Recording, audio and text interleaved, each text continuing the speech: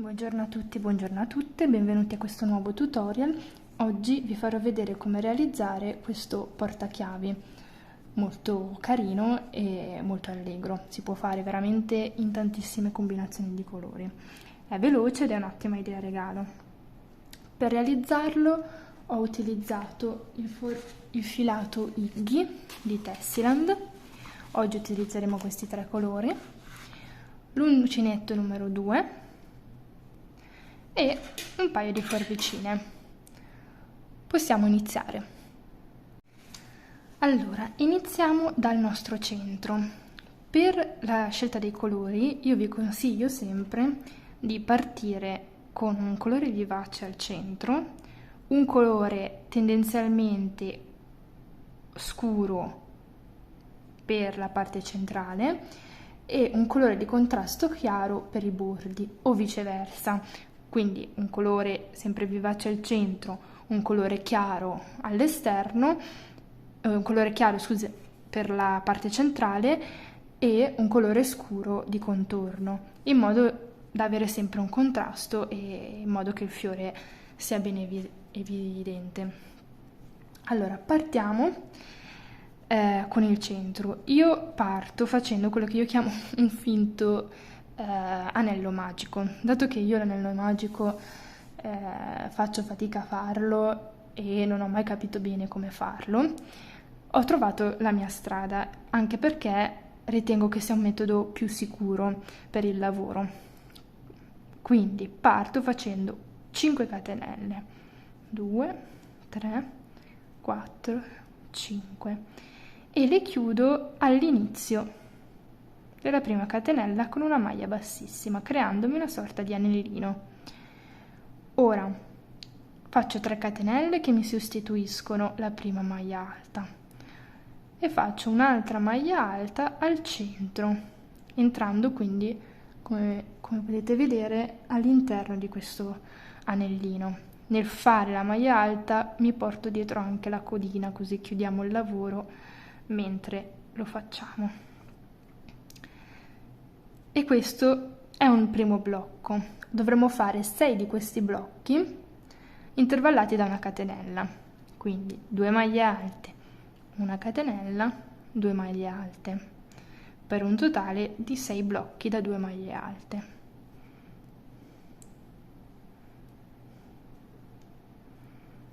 Due, una catenella, 2 maglie alte,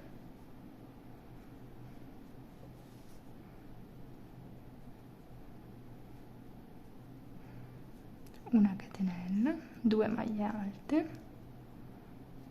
Adesso ormai il lavoro è assicurato, posso lasciare la codina, una catenella e 2 maglie alte.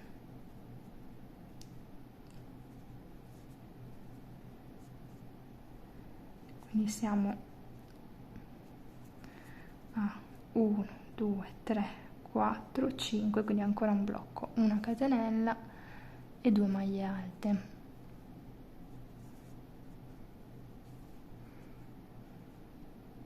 Faccio una catenella e chiudo con una maglia bassissima nella terza catenella del basso. Quindi 1, 2, 3, entro in questa catenella qua e faccio una maglia bassissima. E abbiamo già finito il nostro centro. Taglio e chiudo con una maglia bassissima. Ok, possiamo anche tagliare il codino, tanto abbiamo inglobato nel lavoro. Ed eccoci qua. Ora io farò quindi il mio centro vivace, poi farò i petali con un colore scuro. Ho scelto questo marrone molto particolare, sempre di Tessiland, hanno veramente un sacco di sfumature. Allora, partiamo con la nostra asolina.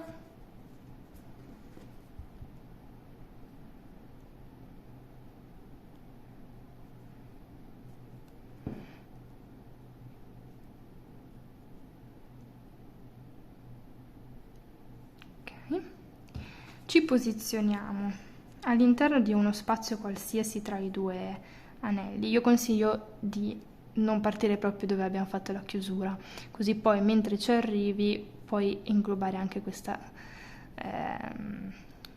codina, perché sennò inglobi quella dell'asola nuova e fai poi fatica a inglobarle tutte e due insieme.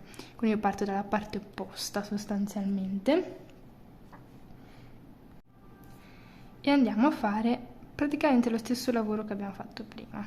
Quindi mi lego, faccio 3 catenelle, 1, 2, 3, che vanno a sostituirmi la prima maglia alta, e il lavoro è 2 maglie alte, una catenella, 2 maglie alte.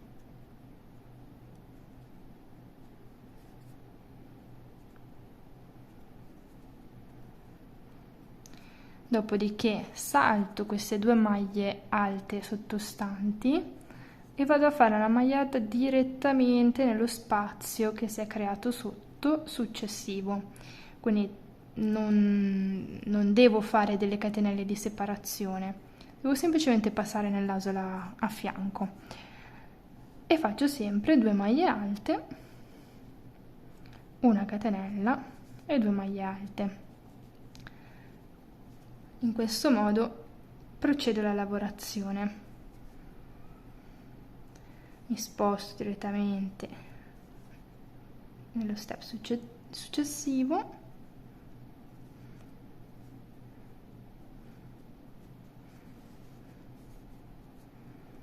due maglie alte, una catenella e 2 maglie alte.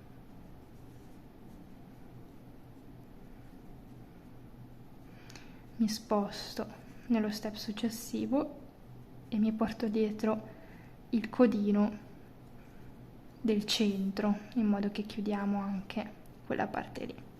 2 maglie alte, una catenella e 2 maglie alte.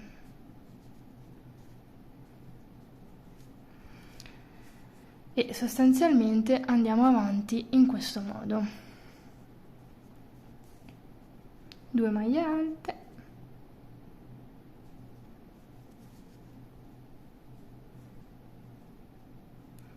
una catenella, 2 maglie alte e nell'ultimo idem, 2 maglie alte, una catenella e 2 maglie alte. Una volta arrivate nell'ultimo spazio non dovremo fare altro che chiudere con una maglia bassissima nella terza catenella di avvio. Quindi qua dentro entro e faccio una maglia bassissima. Non avevo fatto partire il video per la seconda parte di questa parte centrale, ma vi rispiego tutto partendo da qua. Sostanzialmente abbiamo iniziato facendo e spostandoci dentro all'asola che si crea tra le 2 gruppi di maglie alte. Faccio 3 catenelle in sostituzione della prima maglia alta e faccio 7 maglie alte dentro questa asola che si crea.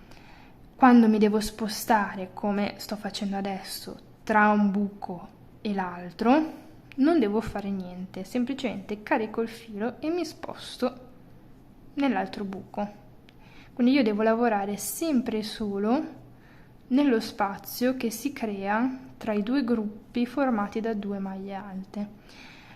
La congiunzione non la lavoriamo semplicemente perché quando poi faremo il giro di contrasto, diciamo, andremo a definirla meglio. Quindi 1, 2, 3, 4, 5, 6 e 7. Ci spostiamo direttamente nell'altra asola e facciamo le nostre 7 maglie alte. Sarà così per tutto il giro. 3, 4, 5,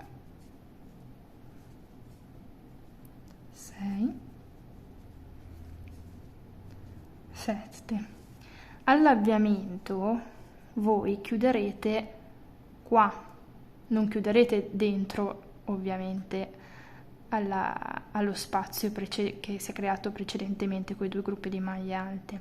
Per spostarmi qua dentro io ho fatto due maglie bassissime, scusate, e mi sono spostata dentro all'asola. Si può fare così o si può tagliare il filo e riaprire il lavoro, diciamo ricominciare il lavoro direttamente dentro l'asola, è indifferente. Io trovo che facendo le due maglie bassissime sia un po' più sicuro il lavoro, perché comunque c'è un punto in meno da legare e assicurare. Faccio gli ultimi due gruppi di 7 maglie alte e abbiamo concluso con questa parte. 3,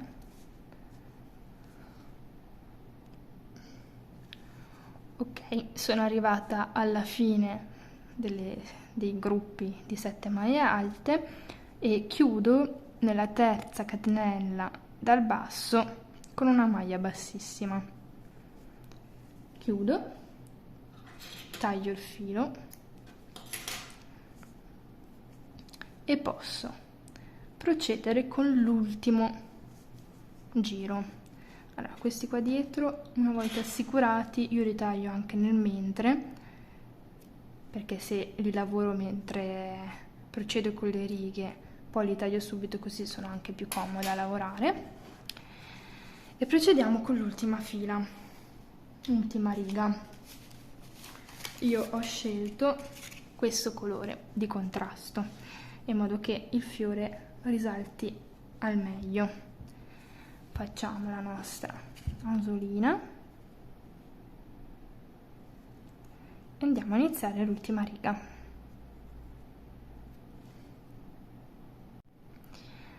Allora, per iniziare l'ultima riga, di nuovo, io non partirei da dove abbiamo chiuso, ma due gruppi prima, e parto a metà del gruppo di 7 maglie alte. Così ho lo spazio per includere il codino mentre lavoro. Parto facendo una maglia bassa e vado a fare una maglia bassa in tutti i punti corrispondenti alle maglie alte sottostante, sempre inglobandomi la mia codina, così l'assicuro. Ok, una volta che arriviamo qua, io carico il filo come per fare una maglia alta, entro nella asola sotto alla congiunzione, quindi non in quella che trovo subito, quella subito sotto, entro dentro qua mi raccomando bisogna avere una mano un po' morbida, non stringere troppo, tiro fuori il filo, gli do un po' di corda in modo che crei questo disegno qua e chiudo tutte e tre insieme, ok? Dopodiché riprendo e faccio tutto il giro delle mie 7 maglie alte sottostanti con una maglia bassa, quindi gli faccio sostanzialmente il contorno. Procedo in questo modo per tutto il giro.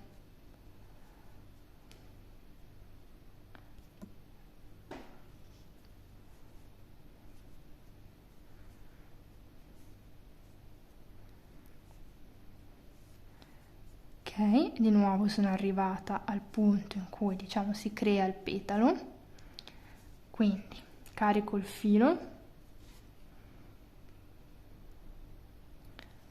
entro nell'asola sottostante, quindi non nella riga precedente, quella ancora prima, mano morbida, tiro fuori il filo, lo tiro un po', carico il filo e passo in tutte e tre le asole. E di nuovo mi raccomando, ricordatevi che la prima maglia in cui fare la maglia bassa un po' viene coperta dal filo verde, in questo caso verde, per cui bisogna un po' scovarla perché sennò saltate il punto e poi dopo si vede. Quindi bisogna sempre contare, assicurarsi di aver fatto 7 maglie basse. Ok, e siamo di nuovo qua. Carico il filo, vado nella maglia bassa delle righe precedenti,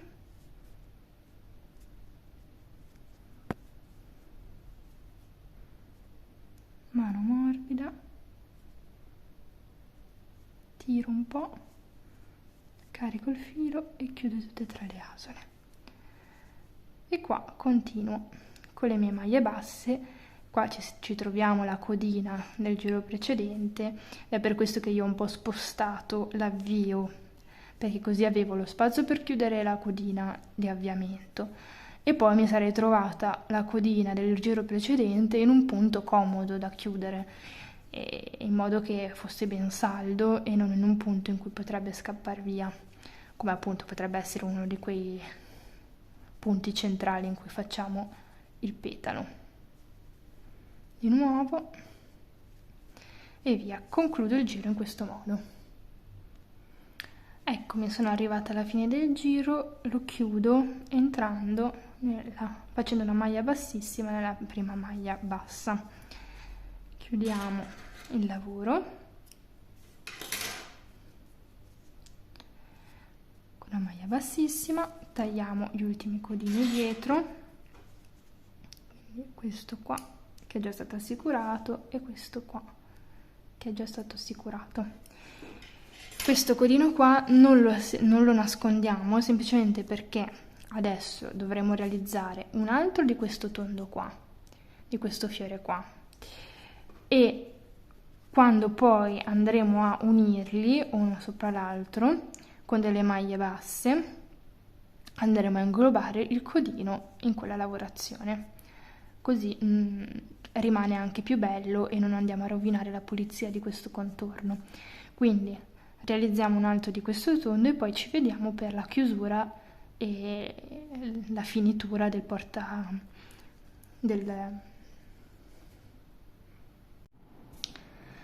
Eccoci, abbiamo realizzato i nostri 2 fiori. Adesso dovremo unirli, quindi creiamo la nostra asolina. Ovviamente usiamo lo stesso colore che abbiamo usato per i bordi, in modo che dia un effetto più omogeneo. E andiamo a far corrispondere, io non farei corrispondere i 2 nodi, sempre per il discorso del nascondimento delle codine, però invece la parte, diciamo le parti dei petali devono corrispondere. Quindi entriamo in un'asola in questo modo qua, poi entriamo nella corrispettiva dell'altro fiore. Una volta che sono tutte e 2 legate insieme faccio entrare l'asola, la tiro un po', ok, e la faccio passare per entrambe e faccio una catenella. Ora si tratta solo di entrare in tutte le asoline e fare una maglia bassa, quindi entro in questa qua, entro nella corrispettiva dopo, ok, prendo sul filo e faccio una maglia bassa e così per tutto il giro, in modo da unire le due estremità. È molto semplice, bisogna solo stare attenti a prendere bene tutte le asole e tutte le catenelle, oltre al fatto che poi lo si vede perché appunto devono corrispondere quelle col petalo. Se quelle col petalo, cioè dove si definisce bene il petalo corrispondono, vuol dire che non avete saltato nessuna asola.